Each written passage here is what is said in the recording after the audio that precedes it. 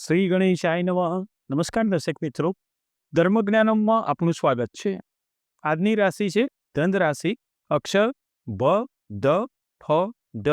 તો આ રાશિમાં જન્મેલા લોકો કેવા હોય છે, કોની જોડે લેણદેણ હોય છે, કેવા ધંધામાં વધુ ફાવટ હોય છે, એમને કાર્યશક્તિ એમની કેવી હોય છે, કૌટુંબિક સુખ, ધંધો, શારીરિક તંદુરસ્તી, ગુણ અવગુણ, એમનો ભાગ્યશાળી રંગ કયો, એમનો ભાગ્યશાળી દિવસ કયો, ભાગ્યશાળી અંક કયો, એમની રાશિના સ્વામીનો અંક કયો અને એમની ભાગ્યશાળી ધાતુ કઈ, એવી દરેક વિશે આપણે આજે જોઈશું. તો ધન રાશિ, અક્ષર બ, ધ, ફ, ઢ.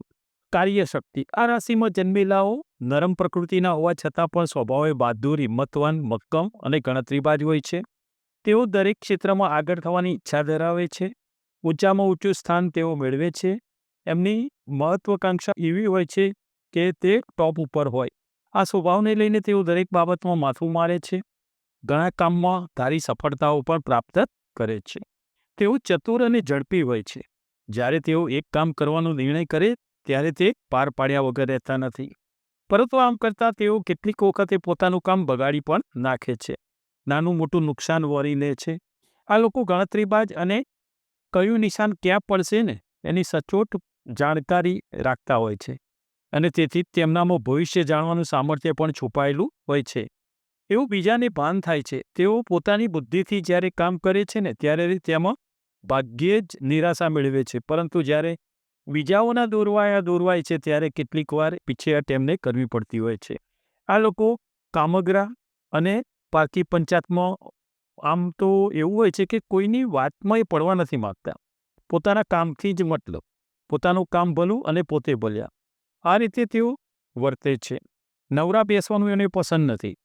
કામ સતત એમનું ચાલુ હોવું જોઈએ. કામમાં તેઓ બારીક બુદ્ધિ ધરાવનારા હોય છે અને તે કામ પતે નહીં ત્યાં સુધી એમાં લગાયેલા રહે છે. આ લોકોનું હૃદય સાગર જેટલું વિશાળ હોય છે. તેમના પેટમાં અનેક વાતો ગુપ્ત રીતે સચવાઈને પડી રહે છે. કોઈની વાત કોઈને કહેતા નથી, તો પણ તેઓ ગુપ્ત રીતે કાર્ય કરનારા હોતા નથી. તેઓ જે કંઈ કામ કરે છે ને બીજાને કહી દે છે. માણસને સાચું કહી દેવાનું તેમને ગમે છે. તેઓ સ્વભાવે ખુલ્લા, પ્રામાણિક અને શુદ્ધ મનના હોય છે. સત્ય અને ન્યાયને તેઓ ચાહે છે.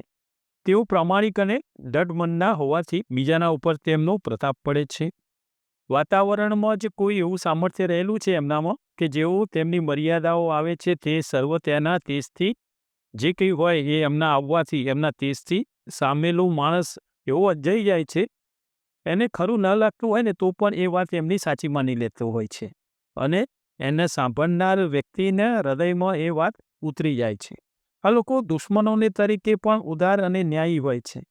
આમ તો મોટે ભાગે દુશ્મનો કરતા નથી, પણ હોય ને તો બી એમ ઉદાર અને ન્યાયી હોય. તેમનું હૃદય નરમ અને પ્રેમાળ હોય છે. તેઓનું મન ઘાતકી હિંસાત્મક પગલાં લેતા અચકાય છે. એવું કોઈ ખોટું કર્મ ના કરે. તેઓ ઉતાવળથી બીજાઓને કંઈ નુકસાન કરી બેસે એવું પણ બનતું નથી અને સામાન્ય દુઃખ જોઈને પોતે દુઃખી બની જાય છે. તેને મદદ કરવાની એમનામાં ધગશ ઉત્પન્ન થાય છે. એ પોતે જ્યાં સુધી મદદ ન કરે ને ત્યાં સુધી એમને એ ચિંતા સતાયા કરે છે કે મારે આની મદદ કરવી છે. ઉદાર સ્વભાવના હોવાથી અમુક લોકો એના સ્વભાવનો પણ ગેરલાભ લેતા હોય છે અને જ્યારે આવા બનાવો બને છે ત્યારે તેઓના મનમાં નિશ્ચય એવો આવે છે કે આવામાં કશામાં પડવું નહીં. કોકવાર એવું એ બની જતું હોય છે. તેઓ વાસનાને કાબૂમાં રાખી નૈતિક જીવન જીવે, સંયમી અને એકમાર્ગી મિતાહારી હોવાથી તેમનું આરોગ્ય પણ સારું બની શકે. સંસારને ચાહનારા, સુખી કૌટુંબિક જીવન વિતાવવું એમને બહુ પસંદ હોય છે.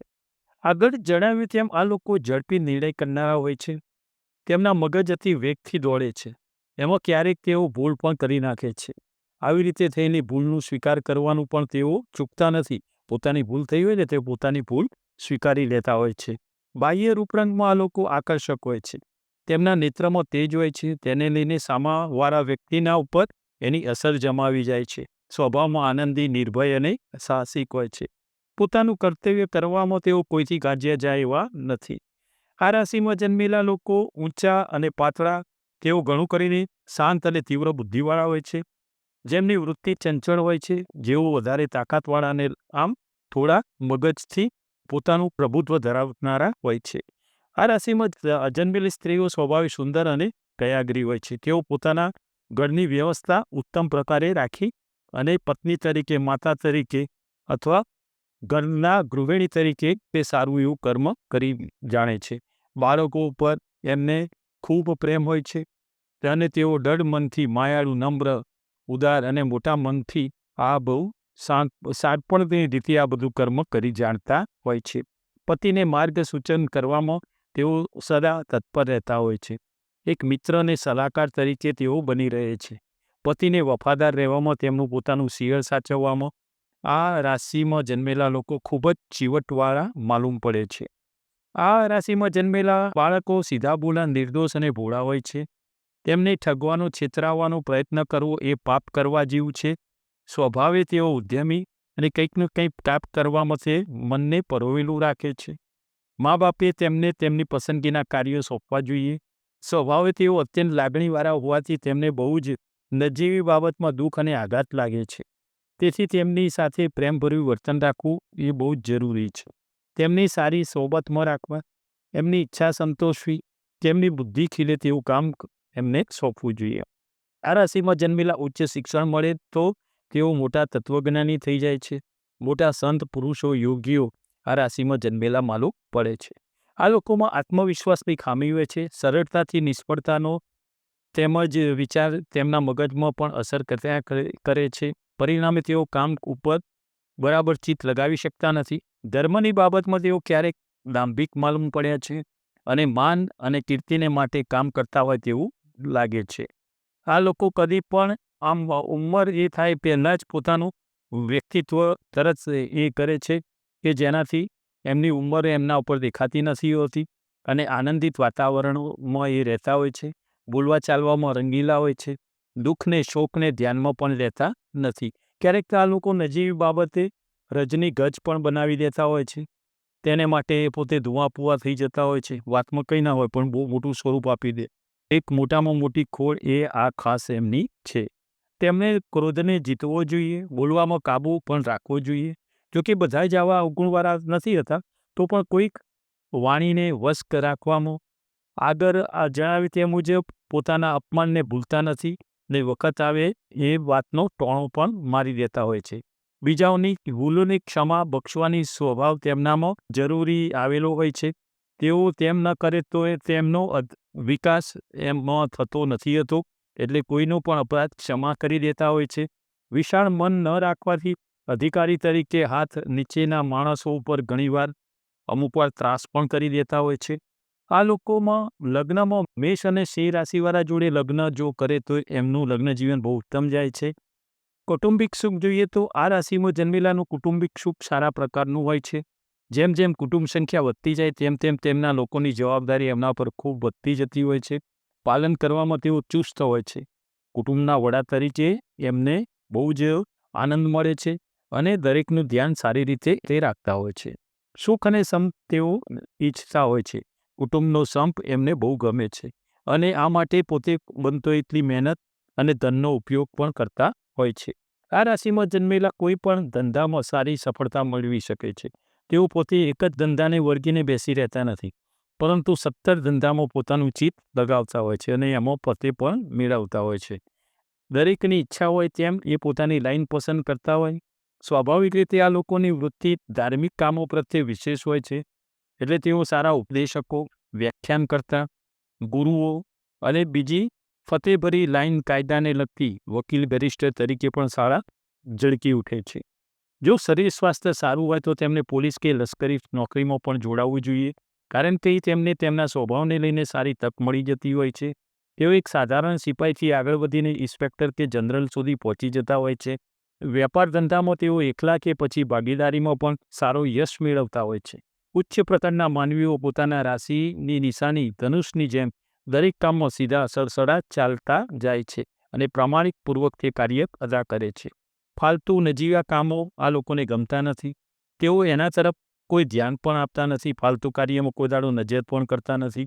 જે ક્ષેત્રમાં તેમને પૂરતો ફાળો મળી રહે તે જ ક્ષેત્રમાં એ આગળ ધપવાનું પસંદ કરે છે.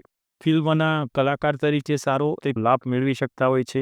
લેખકો તરીકે પણ, વકીલ, ડૉક્ટર, વ્યાપારી, એજન્ટ, સેક્રેટરી, આ રાશિમાં જન્મેલા આ લોકો આ ક્ષેત્રમાં સારું એવું કાર્ય કરતા હોય છે. તંદુરસ્તી જોઈએ તો આ રાશિમાં જન્મેલા શારીરિક બધો મજબૂત, દેખાવડો, પાતળા અને તાકાતવાળા હોય છે. હિંમતવાન, સશક્ત શરીર હોવા છતાં પણ આ લોકો અવારનવાર રોગથી પીડાતા હોય છે. આ લોકોને મુખ્યત્વે ફેફસાંની બીમારી અને નિર્બળતા રહે છે. સંધિવા અને જઠરના વિવિધ વ્યાધિઓ થતી હોય છે. છાતીના રોગથી ચિંતા.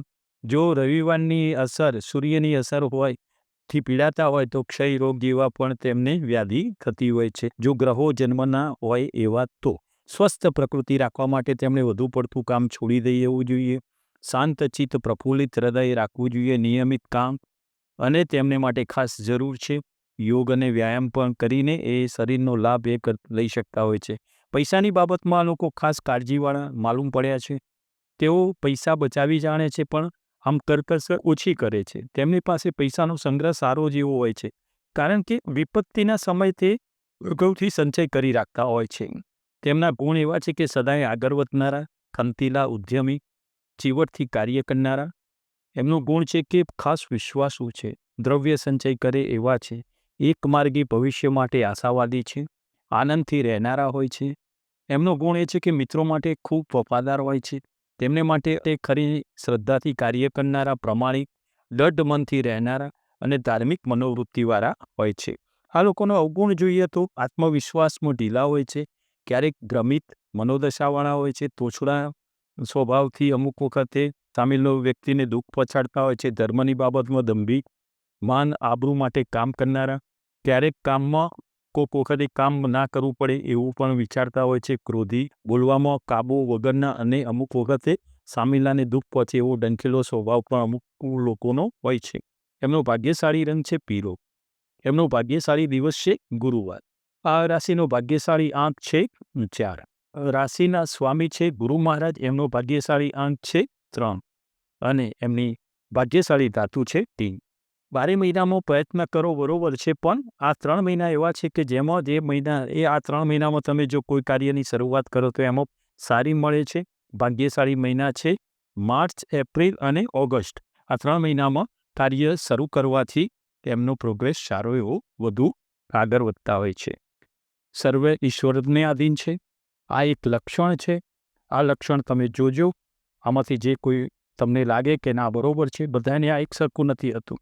દરેકના સંસ્કાર, દરેકના જન્મ સમયના બધા ગ્રહો પણ આમાં અસર કરતા હોય છે. નમસ્કાર દર્શક મિત્રો.